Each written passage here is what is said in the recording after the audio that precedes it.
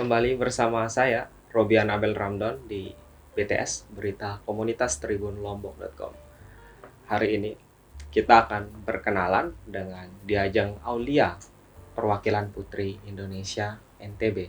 Dia menjadi pemenang Putri Indonesia untuk daerah NTB dan selanjutnya akan melanggeng ke nasional dalam pemilihan Putri Indonesia yang persaingannya dengan Putri Indonesia dari daerah-daerah lain.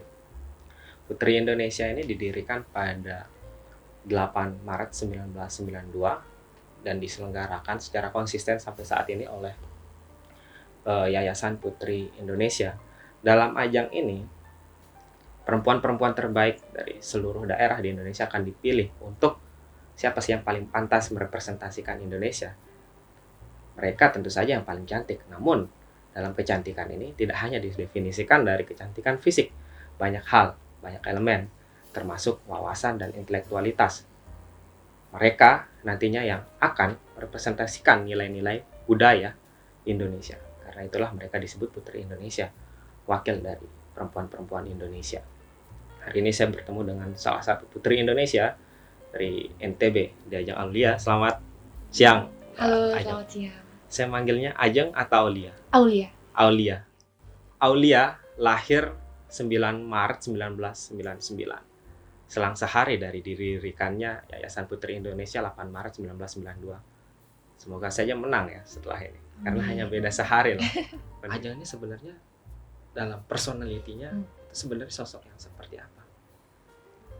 Oke, jadi saya lahir di keluarga yang sangat sederhana.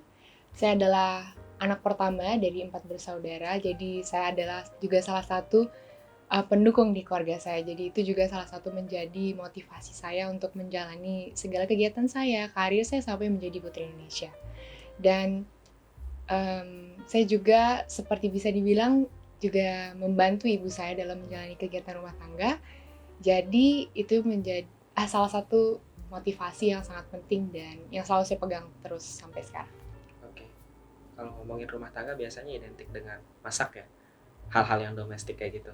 Lebih ke misalnya bantu bayar wifi, Oke. kadang bayar kuliah sendiri gitu. Jadi Ajeng ini sudah mandiri sejak awal dan matang secara personality. Saya yakin Ajeng bisa lah menghadapi tantangan yang lebih besar di nasional. Amin. Ajeng, kalau boleh tahu Ajeng ini keturunannya apa nih? Sasak campur apa nih? Kalau ayah Jawa Tengah, Jawa Tengah, kalau ibu Lombok Bali. Lombok Bali. Wah, ini sangat Agak campur aduk ya. agak campur aduk ya. Seperti Putri Indonesia lah, harus mewakili semuanya. Saya baca postingannya Ajeng beberapa waktu yang lalu. Pengalaman ikut kontestasi kecantikan bukan kali pertama ya bagi Ajeng. Nah, pengalaman itu didorong awalnya karena Ajeng adalah pribadi yang malu-malu, Iya, betul nggak percaya sekali. diri di depan umum. Nah, gimana awalnya bisa mengatasi ketidaknyamanan itu ketika berada di depan umum, Jeng?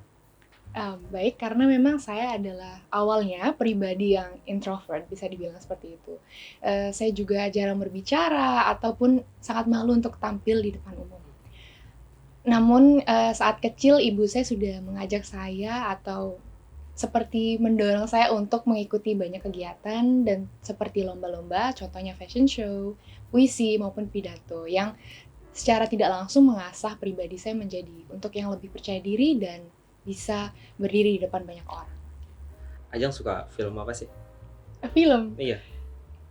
Sejauh ini so far mungkin terakhir Batman. Terakhir nonton apa? Terakhir? Iya, terakhir nonton Seudino. Oh iya. Film Iya, horor itu. film horor. Tapi sebenarnya kurang suka sih film horor. Cuman senang aja gitu nontonnya. Sensasi takutnya. Nonton sama mama. Iya, sama mama juga. Tapi paling suka film Batman ya tadi katanya. Iya, Batman yang diperankan oleh Robert Pattinson. Kenapa suka film Batman? Apa karena anak paskibra? Bukan. Karena di Batman versi Robert Pattinson ini terlihat dunianya memang lebih realistis atau lebih dark memang, dan itu menggambarkan New York yang sebenarnya sih, Gotham ya, Gotham City yang sebenarnya. Iya. Gitu. Kalau musik? Kalau musik Suka lebih, yang genre apa? maybe R&B, ya. Oh, R&B. Oke. Misalnya musisi siapa yang disuka? I don't know, Adele itu R&B nggak? Pop sih dia. Oh, Tapi pop ya. suaranya lumayan R&B Iya, mungkin ya. lumayan R&B. Ada. Kalau makanan favoritnya Ajeng apa? Sate Rembigo. Sate Rembiga Iya, sate Rembigo. lokal ya. Iya, lokal dong. Harus lokal. Kalau ayam taliwang Suka juga, cuma lebih suka sate Rembigo. udah wisata kemana aja, explore kemana aja. Biasanya kan anak-anak Lombok pada seneng nih gali daerahnya sendiri. Ajeng udah kemana aja sih? Dan mana tempat paling berkesan buat Ajeng? Sebenarnya udah banyak ya, dari kita udah, kalau Kutu udah biasa, Maun udah biasa, Mekaki, aku pernah ke Pantai Mekaki, terus ke Gili of course, tapi belum pernah ke Gili ini sih, Gili Meno belum pernah, yang di tengah kan. Nah, terus ini juga ke Sembalun udah pasti udah pernah. Oke. Terus banyak sih air terjun yang lain, tapi yang paling mengesankan adalah Puncak Rinjani. Puncak Gunung Ajeng Rinjani. pernah sampai Puncak Rinjani? Iya. Dan itu sama Iya. ibu juga. Oh, tante ikut. Kemana-mana sama mama ya? Iya, kebetulan ibu juga suka jalan-jalan. Pas sampai di Puncak Rinjani, apa sih yang pertama Ajeng pikirkan? Sebenarnya nggak gimana-gimana sih, Iya. cuman bangga aja sama diri sendiri bisa Iya. mencapai puncak, karena banyak sekali orang yang di pertengahan jalan itu menyerah atau balik lagi gitu. Banyak bawa tulisan atau bendera atau apa gitu. Di sana kan udah ada ya Udah. tulisan plat gitu, Iya. jadi tinggal diangkat aja gitu. Saya pernah baca satu Mitos. kutipan. Oke. Kutipan. Mitos itu banyak juga sih Iya. sebenarnya. Ini soal gunung juga. Jadi saya pernah baca, bunyinya kayak gini. Ketika seseorang berada di puncak tertinggi, katakanlah puncak gunung, dia akan melihat semua yang ada di bawah itu kecil, dan itu kadang membuatnya sombong. Tapi dia nggak sadar kalau sebenarnya orang-orang yang berada di bawah sama sekali nggak ngelihat dia yang ada di atas, karena dia nggak kelihatan juga. Ajeng dalam perjalanan karirnya punya quotes tertentu nggak, kata-kata bijak yang jadi pegangannya Ajeng, yang membuat Ajeng kalau denger itu semangat lagi nih? Yeah, it's quite a tough question, but I will try to answer. Jadi dalam perjalanan saya berkarir atau menjadi Putri Indonesia, kalau untuk quotes sebenarnya saya belum dapet sih kayaknya, Kak. Mungkin dari film Batman? Belum ada sih. Nah, mungkin nanti quotesnya Ajeng yang akan jadi motivasi bagi banyak orang ya. Iya, insya Allah. Ajeng di NTB akan menjadi perwakilan NTB di nasional. Apa sih potensi NTB yang akan dikenalkan oleh Ajeng? Tentu saja sebagai Putri Indonesia yang berasal dari daerah yang dibicarakan juga kan. Betul. Dari daerah. Kalau Ajeng sendiri, apa yang ingin dikenalkan dari NTB untuk Indonesia? Dari saya sendiri, kita ketahui bahwa NTB merupakan salah satu halal tourism, di mana itu adalah salah satu kelebihan kita, dan juga Lombok dikenal sebagai Pulau Seribu Masjid. Nah, ini tentunya sebuah potensi yang sangat besar, dan saat ini juga NTB dikenal sebagai sport tourism, salah satu destinasi sport, di mana banyak sekali kegiatan sport yang diadakan, mulai dari MotoGP, MXGP, dan bahkan surfing yang ada di Lombok bagian selatan. Oke, saya ingat benar, Ajeng itu tergabung dalam 1000 Guru Lombok. Iya, betul. Bisa diceritakan nggak, Ajeng? Itu komunitas apa? Jadi 1000 Guru Lombok merupakan salah satu komunitas di mana pemuda-pemuda NTB atau khususnya Lombok berkumpul untuk melakukan suatu program yang namanya adalah Traveling and Teaching. Jadi kami menarik beberapa volunteer, boleh dari luar Lombok ataupun dari Lombok ini sendiri, untuk mengikuti suatu kegiatan atau mengajar teaching untuk anak-anak yang berada di pedalaman atau yang tinggal jauh dari kota, dan biasanya pendidikan yang mereka dapatkan itu kurang atau tidak proper gitu. Nah, selama Ajeng turun ke pelosok-pelosok yang barusan disebut, Ajeng membaca apa sih kebutuhan teman-teman yang ada di sana? Terutama Ajeng kan sebagai seorang Putri Indonesia di waktu yang bersamaan. Banyak gak sih potensi-potensi yang sebenarnya bisa didorong di sana, apalagi di bidang yang sama seperti Ajeng? Misal ada adik-adik kita yang ingin berkarir di fashion misalnya atau di industri kecantikan seperti itu. Potensi-potensi itu sebenarnya bisa nggak sih digali sampai ke pelosok itu menurut Ajeng? Menurut saya bisa, tapi saat ini masih banyak sekali kendala yang kita hadapi. Misalnya adalah keluarga, karena keluarga adalah salah satu environment atau lingkungan pertama yang anak-anak kenal, di mana keluarga juga menjadi salah satu support terbaik untuk anak-anak. Dan keluarga sampai saat ini menurut saya untuk anak-anak pedalaman masih belum memiliki lingkungan yang positif, atau biasanya mereka ketika orang tuanya bekerja sebagai misalnya petani, maka mereka juga akan melihat untuk menjadi seperti orang tua mereka. Namun saya sudah banyak sekali mengajarkan kepada adik-adik yang tinggal di pedalaman bahwa banyak atau profesi yang mereka belum ketahui sebelumnya, dan saya yakin mereka bisa untuk menjadi seseorang tersebut. Iya, beberapa cerita juga saya dengar, terutama dari teman-teman Tastura Mengajar yang bergerak di bidang pendidikan juga. Teman-teman yang ada di pelosok itu memang tidak hanya terhambat secara fasilitas maupun silabus pendidikannya, tapi juga dukungan dari lingkungan keluarga. Biasanya seperti katanya Ajeng tadi, lingkungan keluarga yang dari petani misalnya.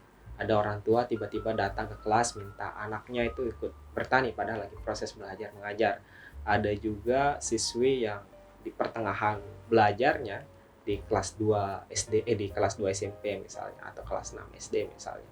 Itu diminta untuk menikah dengan penduduk setempat untuk mengatasi permasalahan-permasalahan ekonomi. Nah, ngomongin soal anak muda, Ajeng dulu SMA-nya di mana sih? Di SMA Negeri 1 Mataram. Ada nggak dulu guru-gurunya yang tahu Ajeng sampai sekarang terus ngucapin selamat kemarin pas pemilihan Putri Indonesia Tentu NTB? ada, dari Masih wali ada. kelas juga ada. Kayaknya mereka udah menyangka ya Ajeng akan di level ini. Insya Allah, bismillah. Jadi Ajeng ini salah satu alumnus dari SMA N1 Mataram, salah satu SMA favorit di Mataram. Dulu Ajeng ikut ekstrakurikuler apa? Paskibra. Out of the box ya. Iya. Oh, Paskibra. oke. Iya sih, kalau lihat dari tinggi badannya ada yang 169 ya. Iya, tapi sebenarnya 170. 170. Iya. Oke, ikut Paskibra. Iya. Dan menurut Ajeng, kemampuan di Paskibra itu berpengaruh nggak sih di Sebagai Putri Indonesia. sebagai Putri Indonesia? Karena kan Paskibra kalau saya lihat-lihat di beberapa aksinya itu kan berjalan dengan format yang agak kaku, Ya. agak-agak semi militer gitu kan. Nah, tapi di Putri Indonesia gimana tuh untuk mencampurkan karakter yang Ajeng bawa dari SMA ini kemudian di Putri Indonesia kan diminta untuk berjalan dalam tanda kutip agak feminim. Itu pernah ngalami kesulitan nggak sih, Jeng? Atau bekasnya udah hilang tuh? Sebenarnya kalau untuk masalah itu nggak ada masalah sama sekali. Oke. Karena emang dua hal yang sangat berbeda. Tapi kalau dari Paskibra sendiri itu banyak sekali pelajaran yang bisa kita ambil. Oke. Misalnya dari tingkat kedisiplinan kita, persaudaraan, dan sebagainya. Dan itu adalah hal-hal yang dasar dan itu juga menumbuhkan nasionalisme kita sih. Biasanya sih teman-teman saya yang Paskibra itu jadi polisi sekarang. Iya. Ya, aja nggak kepikiran jadi polisi. Banyak sih beberapa orang yang bilang kenapa nggak jadi polisi atau akpol gitu. Tapi saya lebih memilih untuk menjadi seorang sarjana kehutanan dan jadi Putri Indonesia. Ajeng juga dikenal sebagai mahasiswa kehutanan lulus dari Universitas Mataram. Nah, Ajeng sendiri ngelihat seberapa besar sih pengaruhnya pengetahuan yang diambil dari kampus itu untuk dibawa ke ranah-ranah seperti ini? Apakah dalam tanya jawab atau pembahasan di dalam karantina hal-hal seperti lingkungan yang berkaitan dengan latar belakang Ajeng itu dibahas juga nggak? It's actually quite a lot. Jadi sebenarnya kalau dari Putri Indonesia sendiri itu lebih menilai bagaimana kita sebagai seorang pribadi menghadapi sesuatu. Okay. Misalnya ketika saya mengambil sarjana kehutanan, itu banyak sekali orang yang bertanya, kenapa sih ngambil kehutanan? Atau emang mau jadi apa? Mau jadi polisi hutan? Nah, seperti itu. Nah, dalam Putri Indonesia lebih dilihat bagaimana kita menilai atau mensikapi hal tersebut. Nah, misalnya ketika saya menjalani menjadi seorang sarjana kehutanan, saya tahu bahwa title tersebut atau S-Food biasa disebutnya, Iya. itu banyak sekali yang diambil oleh anak laki-laki atau Oke. laki-laki. Jadi memang sangat jarang sekali untuk perempuan mengambil title sarjana kehutanan begitu. Terus pas awal milih jurusan kehutanan di Universitas Mataram, itu mikirnya apa? Apa motifnya aja ngambil itu? Oke, jadi sebenarnya motifnya simple ya Kak. Iya. Lebih ke sejalan dengan hobi saya yaitu traveling dan hiking. Jadi sambil Oke. sambil praktikum itu sambil jalan-jalan gitu. Dan memang terbukti pas kuliah. Iya, betul sekali. Itu motifnya ya. Nah, setelah Iya. Ajeng masuk di kehutanan dan sering traveling ke beberapa kawasan kehutanan, Ajeng ngelihat hutan di NTB kayak gimana sih sekarang? Beberapa hutan yang saya masuki memang masih hutan-hutan yang rimbun, dan ketika saya PKL saya juga menghadapi beberapa isu seperti illegal logging, tapi ada hal positifnya juga yaitu misalnya CSR dari beberapa perusahaan yang memang ditangani langsung oleh Dinas Kehutanan seperti itu.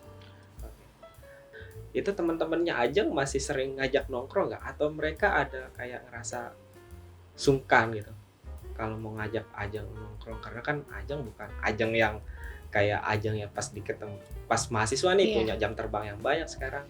Gimana Ajeng kalau sama teman-temannya? Masih sering berinteraksi atau? Syukurnya masih berinteraksi, dan teman-teman juga sangat mendukung saya untuk maju ke Putri Indonesia. Mereka masih kalau pas pemilihan Putri Indonesia NTB kemarin, mereka kayaknya datang juga ya? Oh, tentu saja. Saya lihat mereka pada bawa poster dan banner gede-gede.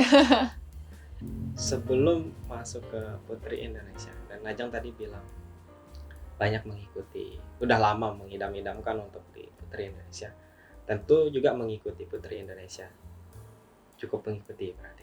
Iya, sejak dari 2004 sih Kak. Udah lama banget. Iya, udah lama.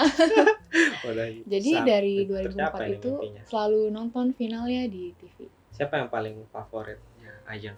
Artika Sari Devi, pemenang tahun 2004. 2004. Oh, pas 2004 iya. Itu kesan pertamanya Ajeng berarti. Iya. Itu Mbak Artika dari daerah mana ya? Bangka Belitung. Oh iya, Setelah terpilih menjadi Putri Indonesia NTB, Ajeng ngerasa beban dan tanggung jawabnya berat nggak sih? Maksudnya kan kita sebagai seorang putri, segala tindak tanduk kita akan jadi sorotan nih oleh banyak orang. Salah sedikit yang padahal kesalahan itu sifatnya manusiawi, tetap dianggap harusnya nggak kayak gitu. Ajeng ngerasa berat nggak sih awalnya? Awalnya saya tidak merasa berat sama sekali, sampai sekarang pun juga begitu. Karena kembali lagi menjadi Putri Indonesia merupakan salah satu mimpi saya, di mana saya juga sudah tahu bagaimana konsekuensi yang akan saya ambil atau yang saya terima ketika saya menjadi seorang Putri Indonesia. Dan memang menjadi public figure itu segala sesuatu yang kita lakukan ataupun maupun kesalahan yang kita lakukan juga itu selalu disorot, dan kita juga harus menjadi seseorang yang bisa dicontoh oleh orang banyak dan terutama pemuda-pemuda yang ada di NTB. Ketika karantina kemarin, tahun lalu pas bulan November selama 6 hari ya, kalau salah. Pengalaman apa sih yang paling menarik bagi Ajeng? Apa hal-hal yang Ajeng tidak ketahui dan akhirnya ketahui, dan apa yang sebelumnya Ajeng tidak miliki kemudian akhirnya berpengaruh pada diri Ajeng sekarang? Nah, sebenarnya banyak sekali pelajaran yang saya dapatkan semenjak selama 6 hari karantina di Putri Indonesia NTB 2023. Yang pertama, saya menjadi lebih tahu bagaimana untuk bisa berani. Karena untuk join di Putri Indonesia itu dibutuhkan keberanian yang sangat tinggi, dan itu saya rasakan kemarin. Dan bagaimana rasanya saat memasuki ruangan interview dan diinterview langsung oleh Yayasan Pusat. Jadi saya bisa mempresentasikan diri saya sebaik mungkin dan dengan berani serta yakin. Nah, itu adalah salah satu pelajaran yang saya bisa dapatkan sejak dari Putri Indonesia NTB 2023. Ajeng pas terpilih menjadi Putri Indonesia NTB tentu banyak diundang oleh media dan banyak diajak ngobrol oleh orang banyak. Bahkan satu bulan yang lalu ketemu sama Bapak Gubernur NTB Bang Zul dan Bu Wagub Bu Bunda Rohmi. Nah, Ajeng ketika bertemu orang-orang baru atau ketemu datang diundang untuk acara-acara di media, Ajeng punya apa nggak sih? Apa namanya? Perbedaan sikap nggak sih? Perbedaan sikap ketika bertemu mereka sebagai putri Indonesia. Dan bagaimana Ajeng beradaptasi dengan status baru itu? Tentu kan nggak sembarangan nih Ajeng bersikap di depan publik. Betul. Gimana Ajeng mulai beradaptasi dengan status baru itu? Jadi sebenarnya untuk bersikap di publik itu memang saya dari awal memang sudah mengaturnya gitu. Jadi saya hanya menjadi Aulia yang sebenarnya ketika di rumah gitu. Ketika Oke. sudah keluar rumah memang harus selalu menjaga sikap karena walaupun kita tidak menjadi seorang putri Indonesia, sikap Iya, itu betul. juga harus tetap dijaga. Nggak mungkin kan naikin kaki di meja pas ketemu Pak Gubernur. Iya, betul sekali. Nah, karena kita membicarakan kompetisi, pasti di sana itu ada persaingan ya, Iya. di dalam karantina maupun sampai pemilihan itu. Ajeng waktu pemilihan Putri Indonesia NTB itu ngelihat siapa sih yang potensial menang selain Ajeng nih. Yang waktu itu Ajeng kira-kira kalau saya jadi juri kayaknya saya akan milih anaknya nih. Sebenarnya ada beberapa, cuman nggak bakal saya spill di sini ya. Jadi kayak memang pasti ada yang kita consider sebagai rival gitu Kak. Cuman ya kita balik lagi menjadi diri sendiri dan melakukan yang terbaik di sana. Ini teman-teman yang mungkin akan mengikuti Putri Indonesia NTB untuk tahun-tahun selanjutnya, Ajeng bisa kasih tips-tips nih. Mungkin ada yang kebetulan berencana juga sejak 2004 kayak Ajeng, bisa di-spill sedikit. Oke, jadi tips-tipsnya. Ya, untuk teman-teman atau putri-putri NTB yang sangat berpotensial dan ingin mengikuti Putri Indonesia tahun selanjutnya, pastikan teman-teman itu memiliki niat untuk mendedikasikan diri, terutama untuk wilayah dan orang-orang sekitar. Serta seorang Putri Indonesia itu tidak hanya cantik fisiknya saja, tapi cantik hatinya dan juga seseorang yang pemberani. Menurut Ajeng sendiri, cantik itu apa sih? Cantik menurut saya ketika saya menjadi percaya diri dan yakin dengan apa yang saya miliki. Jadi cantik itu nggak sekedar dia seorang yang berkulit putih, kuning, atau hitam, berambut lurus atau keriting. Nggak ada ya standar kayak gitu. Semua kan cantik dengan versinya masing-masing. Oke. Kalau kita melihat 10 tahun ke depan atau 15 tahun ke depan, sekarang Ajeng posisinya sebagai seorang putri Indonesia. Selanjutnya juga akan tetap menjadi putri Indonesia, entah itu mewakili NTB atau Indonesia. Tapi biasanya industri seperti ini, industri kecantikan maupun industri fashion, teman-teman yang saya kenal itu tidak menjadikan itu sebagai tumpuan utama. Gitu. Ada teman-teman yang membuka bisnis atau melakukan kerja-kerja yang lain, kerja-kerja lanjutan. Ajeng sendiri 10 tahun ke depan pernah nggak berpikir untuk melakukan apa setelah ini? Sebenarnya sudah ada planningnya. Insya Allah setelah menjadi seorang putri Indonesia, saya ingin melanjutkan sekolah dulu. Lalu tentunya saja ingin membangun sebuah bisnis. Oke. Iya. Ajeng mungkin bisa ucapkan terima kasih atas patah kata untuk pendukungnya yang ada di NTB, teman-temannya maupun masyarakat NTB. Tentunya Ajeng juga membutuhkan dukungan kan dari masyarakat yang ada di lokal sini. Untuk seluruh masyarakat Nusa Tenggara Barat, saya memohon dukungannya serta doa dalam keberangkatan saya menuju Putri Indonesia 2023 dan terima kasih atas segala dukungan yang telah diberikan kepada saya. Semoga saya bisa membawa serta mendapatkan mahkota lagi untuk Nusa Tenggara Barat dan tentunya Indonesia. Terima kasih Ajeng sudah hadir di berita komunitas BTS Tribun Lombok. Terima kasih Kak Abel sudah mengundang saya ke acara BTS. Sampai jumpa di btstribunlombok.com selanjutnya. Sampai jumpa.